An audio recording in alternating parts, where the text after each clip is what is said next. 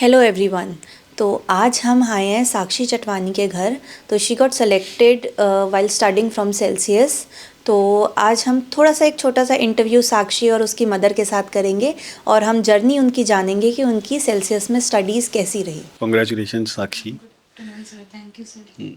साक्षी, तुम्हारा medical college एक तो तुमने स्टार्ट किया अभी, तो उसका वहाँ तक का सफ़र तुम्हारा कैसा रहा है? सर मेडिकल कॉलेज में आने से पहले जब कोचिंग इंस्टीट्यूट में आए थे तब बहुत ज़्यादा लोड रहता था, बहुत ज़्यादा मल्टीपल टेस्ट दिए, बट आप टाइम टेबल बना के सब चीज़ें प्रेपरेशन के साथ करते हो तो वो जर्नी फिर ईजियर हो जाती है। तो अभी कैसा फील हो रहा है? एक तो पहले स्टूडेंट थे अपन और अब एक मेडिको हैं, तो अभी कैसा लग रहा है? सर स्टूडेंट और मेडिको में डिफरेंस आ जाता है कि स्टूडेंट को बहुत ज़्यादा प्रेशर होता है, लोड होता है पढ़ाई का, बट मेडिको बनने के बाद एक रिलैक्स हो जाते हैं अपन कि अब कुछ कर लिया, अब धीरे धीरे आगे और कर लेंगे मतलब। तो अब और एक मेडिको होते हैं तो एक प्राउड फील भी अपन करते हैं तो। खैर वो प्रिविलेज तो है ही है। तो क्या स्टडी पैटर्न था आपका? कैसे पढ़ते थे? सर पहले जब सिलेक्शन नहीं हुआ था तब मैं ज़्यादा कभी कम पढ़ती थी, कभी बहुत ज़्यादा पढ़ लेती थी, बट वो ऐसे अच्छा नहीं था। तो उसके बाद जिस ईयर में सिलेक्शन हुआ उस ईयर हर डे मैंने 7 to 8 आवर्स पढ़ा है भले ही, बट वो रेगुलर था और टाइम टेबल के अकॉर्डिंग कि इतना आज ये कवर करना है, आज वो कवर करना है, तो उसकी वजह से रेगुलरिटी की वजह से वो बहुत अच्छा एक चीज़ थी।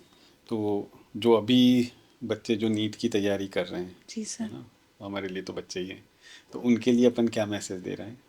सर उनको मैं ये बोलूँगी बस कि ऐसे कभी आप 12 घंटे पढ़ रहे हो, रात को जाग के पढ़ रहे हो और फिर नेक्स्ट डे आप बिल्कुल नहीं पढ़ रहे हो, तो उससे अच्छा नहीं होता प्रिपरेशन और फिर वो ऐसे लैग कर जाएंगे कहीं ना कहीं पे। तो फिर जितना पढ़ पाओ भले 7 घंटे 8 घंटे, बट रेगुलर पढ़ना चाहिए ताकि चीज़ें रेगुलर बेसिस पे रिवाइज होती रहें। आपका एक एवरेज स्टडी आवर कितना था?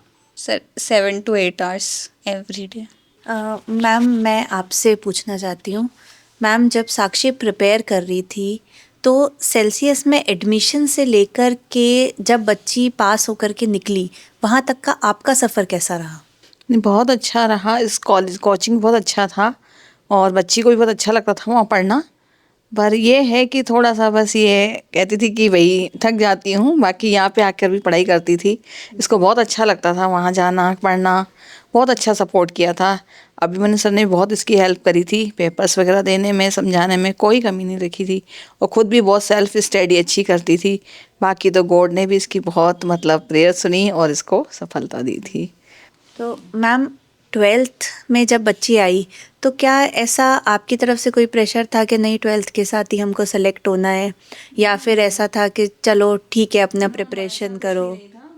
मगर जब आपका हो जाए आप तैयारी करते रहो, ऐसा कुछ भी नहीं है। आपको कोचिंग अच्छा मिला, हमको कोटा का भी बोला था लेकिन हमने नहीं दिया। हमने कहा यहाँ हमको सेल्सियस ही पसंद है क्योंकि यहाँ का सुना हुआ था और ये भी जानते थे कि पापा भी इसी फील्ड में थे, तो फिर सेल्सियस के लिए बोला नहीं यहीं पढ़ेगी, पहले 1-2 साल लग जाए, कोई दिक्कत नहीं है। तो उसके बाद फिर गॉड की कृपा भी हुई इस पे, इसका हो गया अच्छे से सिलेक्शन। साक्षी मैं आपसे पूछना चाहती हूँ, बेटा जब आप पढ़ रहे थे तो तीनों सब्जेक्ट्स में से फिज़िक्स, केमिस्ट्री और बायो, कौन सा सब्जेक्ट था जो सबसे चैलेंजिंग था आपके लिए? मैम फिज़िक्स थोड़ा मुझे पर्सनली चैलेंजिंग लगता है क्योंकि मैथ्स और न्यूमेरिकल्स मेरा थोड़ा सा वीक रहा था पहले भी, और फिज़िक्स थोड़ा सा था, मुझे थोड़ा चैलेंजिंग लगा वो। ओके। तो इस चैलेंज को कैसे ओवरकम किया? कैसे सेल्सियस फैकल्टी ने आपकी मदद करी इस सब चीज़ों में? मैम सेल्सियस फैकल्टी ने हमेशा यही बोला कि प्रीवियस ईयर के जितने पेपर्स हो सकते हैं उसको सॉल्व करो, और जितनी भी वेरियस अलग अलग बुक्स हैं उनमें से अलग अलग टाइप के क्वेश्चंस, मतलब जो वीक सब्जेक्ट है उसके ज़्यादा क्वेश्चन सॉल्व करो तो उससे एक प्रैक्टिस बिल्डअप होगी। तो PYQs ने रियली आपको हेल्प करी थी इस चीज़ में? यस मैम, PYQ से एक पैटर्न समझ में आ जाता है कि किस टाइप के क्वेश्चंस आ रहे हैं, तो फिर उस हिसाब से अच्छा था। सेल्सियस और जो आप बाकी जगह अगर इंक्वायरी की हो इसके एडमिशन के लिए, तो आपको क्या फ़र्क लगा उनमें? हमारे अंदर हमें आपको क्या एडवांटेज दिखा बाकियों के कंपैरिजन में? एक तो जो सर हैं अभिमन्यु सर, उनका बहुत अच्छा नेचर है। वो जैसे मैं भी चाहती थी तो अच्छी तरह समझाते थे कि आप बच्चे पे प्रेशर मत डालिए, जैसा पढ़ रहे हैं उनको पढ़ने दीजिए। उन्होंने अच्छा सपोर्ट किया था मेरे को भी, और कोचिंग के बारे में हम जानते भी नहीं थे और इसके पापा के फ्रेंड भी हैं, और उसके अलावा अच्छा मतलब देते थे सपोर्ट बहुत ज़्यादा बच्ची को भी। फैमिली में किसी के पास पहले बायोलॉजी है? जी नहीं, नहीं जी, नहीं। हाँ जी, हाँ जी, बहुत बड़ी वो है। उन्होंने बहुत अच्छा मतलब पढ़ाया, इसको बहुत अच्छा ध्यान दिया था और बिल्कुल डरी नहीं। एग्ज़ाम टाइम में भी थोड़ा ये हो गई थी, तो उन्होंने समझाया कि कोई डरने की दिक्कत नहीं है, आप आराम से पेपर दीजिए, कुछ नहीं होगा। तो बहुत अच्छा सपोर्ट किया था। फर्स्ट सपोर्ट उनका भी है और गॉड गिफ्ट भी है कि गॉड ने इसके ऊपर कृपा करी, इसका हो गया था। आपने इसको कैसे पढ़ते हुए देखा है? एज ए पेरेंट प्लस एक इन्विजिलेटर, आप घर पर तो आप ही हुए। पढ़ाई करती थी, इसको खाना वाना सब देना पड़ता था हाथ में। भाई थोड़ा सा जैसे खाती करती है, थोड़ा सा इसको ध्यान रखना पड़ता था पढ़ाई के साथ। खाना भी भूल जाती थी सारा दिन पढ़ाई में, जैसे थोड़ा कोचिंग जाना फिर घर पे आना, फिर उसके बाद फिर इसका ध्यान रखना पड़ता था। इसलिए इसको मैंने बाहर भी नहीं भेजा था। इनका अपने घर में ही ज़्यादा सेफ है, पढ़ाई भी अच्छी हो जाती है, थोड़ी केयरिंग भी हो जाती है इसकी, तो उस हिसाब से यहीं पढ़ाया था। और कोचिंग का भी बहुत ज़्यादा सपोर्ट था इसको। कोई ऐसे प्रॉब्लम नहीं आई कभी भी कि भाई इसको वहाँ पे कुछ प्रॉब्लम हो, यहाँ क्या आज सर टीचर्स वगैरह बोलते थे, हम पूछते हैं, हमको अच्छी तरह बताते हैं, कभी ऐसे मना नहीं करते हैं, हम खुल के पूछ लेते हैं उनसे, करते हैं।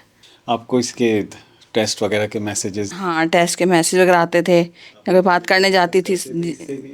जी हाँ जी, जी सर से भी मिल के आते थे, तो उनसे वो बताते थे कि हम टेस्ट सीरीज वगैरह लेंगे इनकी, आप भेजिए। उनके भी कॉल वगैरह आते थे टाइम टू टाइम, जैसे बताते थे हर चीज़ में।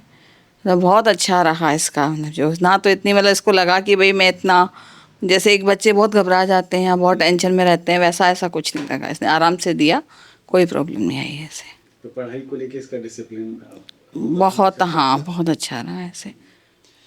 अच्छा, अभी एक मतलब हमारे लिए एक प्लस पॉइंट और है कि हमारे आईआईटी में 4 बच्चे निकले और चारों टॉप आईआईटी कॉलेजेस में हैं। तो ये जो न्यूज़ है, इससे आप लोगों को क्या बताना चाहते हैं? सेल्सियस के एक सेकंड जो दूसरा एवेन्यू है, जो एक और हमने एक अचीवमेंट लिया है, उसको लेकर के। हाँ, बच्चे बस पढ़ें अपना, सेल्फ डरे ना। थोड़ा सा वही है, उनको जैसे डर लगता है इस पेपर में, मेन वो निडर होके पढ़ें, भगवान का भी करते रहें, वे प्रेयर भी थोड़ा हमको बस में सफलता दें। बाकी कोचिंग तो बहुत अच्छा है, इनको कोई प्रॉब्लम नहीं आएगी। लोग नीट में तो थे ही, खैर इस बार आईआईटी में भी हमारा शायद अजमेर का सबसे बढ़िया रिजल्ट हमारा ही है। तो उसके नहीं, बहुत अच्छा कोचिंग है, बच्चों पे अच्छा ध्यान दिया जाता है, पूरा सपोर्ट देते हैं उनको, टीचर्स वगैरह भी अच्छे देते हैं, फैसिलिटी भी पूरी है, कोई दिक्कत नहीं है। तो अगर नीट में या आईआईटी में करते हैं तो कोई वहाँ प्रॉब्लम नहीं आएगी बच्चों को। साक्षी, अपनी प्रिपरेशन में किस पॉइंट पे आपको लगा कि अब मेरा सिलेक्शन हो जाएगा? मैम, जब कंसिस्टेंट जो वीकली टेस्ट होते थे संडे को, उसमें जब स्कोर्स 600 620 अबव आने लग गए थे, तो फिर तब लगता था कि हाँ, अब इस पॉइंट पे आके एक ऐसा स्कोर तो आ जाएगा कि गवर्नमेंट कॉलेज मिल जाएगा। एंड कभी ऐसा पूरी प्रिपरेशन के टाइम पे कि बिल्कुल ऐसा हो गया हो कि अब तो नहीं हो रहा, अब मैं गिव अप कर रही हूँ, कभी ऐसा हुआ? जब मैम फर्स्ट ड्रॉप में सिलेक्शन नहीं हुआ था, तब ऐसा हो गया था कि अब नहीं और प्रिपरेशन करनी, क्योंकि पूरा एफर्ट करके भी नहीं हुआ था। बट फिर फैकल्टीज़ ने बहुत ज़्यादा अच्छे से समझाया, मोटिवेट किया कि एक और ट्राई करके देखते हैं, तो फिर उसके बाद। एंड आप मैम, मैं आपसे भी पूछ रही हूँ, दोनों से मैं पूछ रही हूँ कि जब बच्ची नीट देने जा रही थी, तब क्या चल रहा था दोनों के मन में? इसको तो बहुत ज़्यादा मतलब ऐसे घबराहट हो रही थी और थोड़ा एंजाइटी होती है एग्ज़ाम्स टाइम पे। तो बोले थी मेरे को लग रहा है मेरे से कुछ भी याद नहीं है, ऐसे फील कर रही थी है। बट मैंने बोला मैं गॉड से तेरी प्रेयर करूँगी। फिर मैंने वहाँ गुरुद्वारे में, जो अलवर गेट पे अपना गुरुद्वारा ही है ना पास में, वहाँ डेली जाती थी इसको छोड़ने के बाद। तो वहाँ इसके लिए मैंने वहाँ पे बैठ के पाठ किया। किसी ने सजेस्ट किया कि आप वो पेपर दे रही है, बिल्कुल आप डरिए नहीं, आप यहाँ बैठ के पाठ कर लीजिए। जितनी देर तक इसने पेपर दिया, मैंने वहाँ बैठ के पाठ सिमरन किया और ये बाहर आई, तभी भी इसका ऐसे लग रहा था मूड। बट रिजल्ट आने के बाद बहुत ज़्यादा खुशी हुई। तो थैंक्स गॉड और थैंक्स सेल्सियस। रिजल्ट आपने देखा तो क्या फीलिंग आई, कैसा लगा आपको? सर, जब पहले चेक नहीं किया था पेपर, तब तो लग रहा था कि शायद नहीं होगा इस बार भी। बट फिर जब रिज़ल्ट भी आया और चेक भी किया, तो फिर बहुत अच्छा लगा। और मतलब अब लग रहा था कि स्कोर और रैंक के साथ गवर्नमेंट मेडिकल कॉलेज मिल जाएगा और फिर अब लाइफ सिक्योर है अब। एक बार आप भी बता दीजिए साक्षी के, जो बच्चे तैयारी कर रहे हैं उनको अपन कैसे करें, क्या करें, गाइड कैसे करें? सर, मतलब मेरे को ऐसा लगता है कि ऐसे उस बिल्कुल ऐसे प्रेशर फील नहीं करना चाहिए। अगर आप 6 दिन पढ़ाई कर रहे हो, तो फिर संडे को टेस्ट के बाद थोड़ा सा आपको कहीं पे कहीं चले जाओ, कहीं थोड़ा बहुत एंजॉय भी करना चाहिए ताकि वो ऐसे एनजाइटी डिप्रेशन में नहीं आए। और रेगुलर प्रेपरेशन ज़्यादा बेटर है कि आप एक साथ पाइल अप करके पढ़ो उससे ज़्यादा। और सारे सब्जेक्ट्स इक्वली इम्पॉर्टेंट होते हैं और रिवीजन सबसे इम्पॉर्टेंट है। रिवीजन नहीं करेंगे तो फिर लास्ट मोमेंट पे कुछ भी याद नहीं आएगा। और रेगुलर मतलब 7 से 8 जितनी आपकी कैपेसिटी है, बट रेगुलर बेसिस पे क्वेश्चंस भी लगाने चाहिए और रिवीजन करते रहना चाहिए। साक्षी, लास्ट मोमेंट पे जो लास्ट के अब 2-3 महीने जैसे बच गए हैं बच्चों के पास, अब इस पॉइंट पे जब पूरे कोर्स का रिवीजन करना है तो वो हम कैसे टारगेट कर सकते हैं? मैम वो कुछ बुक्स हैं जिनसे एनसीईआरटी निचोड़ वगैरह हैं, तो उनसे बहुत कंसाइज्ड वे में सारी चीज़ें रिवाइज हो जाती हैं। तो मैंने तो मैम उनसे किया था। और कई यूट्यूब पे वो लास्ट में 24 आवर के लेक्चर्स होते हैं, मतलब कि आपका पूरा रिवीजन हो जाए। नीट काका जेई पे आपको लेक्चर्स थे? जी मैम, वो नीट काका जेई पे 1 शॉट वीडियोस सारे, तो उनसे बहुत अच्छा रिवीजन हो जाता था। और सेल्सियस की फैकल्टी ने बहुत सारे टेस्ट भी प्रोवाइड करे थे लास्ट मोमेंट पे, कि टेस्ट के थ्रू भी कई चीज़ें रिवाइज हो जाती हैं, तो फिर उन सब से हो गया था। ठीक है, आपको कंग्रेचुलेशंस दोनों को बहुत बहुत, और ऑल द बेस्ट हम सब की तरफ से।